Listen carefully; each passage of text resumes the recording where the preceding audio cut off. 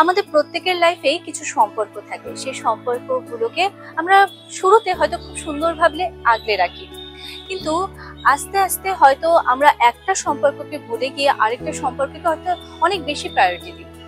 তো আমাদের লাইফে যখন ভালোবাসার মানুষ আসে তখন হয়তো অনেক সময় এমন হয় যে সেই ভালোবাসার মানুষকে অনেক বেশি প্রায়োরিটি দিয়ে ফেলি।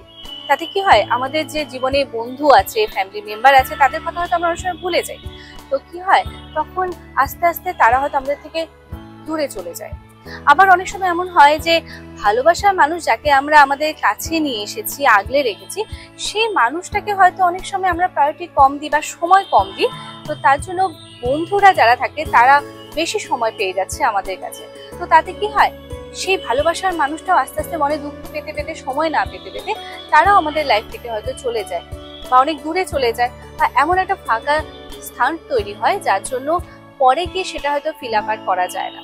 তো একটা কথাই বলবো, যে কোনো সম্পর্ককে সুন্দরভাবে আগলে রাখো, আর সেই সম্পর্কের সাথে অন্য সম্পর্ককে গুলিয়ে দিও না, আর একটা ব্যালেন্স রাখার চেষ্টা করো। তাহলে প্রত্যেকটা সম্পর্ক সুন্দর থাকবে, সাথে তোমার জীবনে। তোমার কি মনে হয় সেটা আমাকে কমেন্ট করে জানাতে ভুলবে না। অপেক্ষায় থাকবো।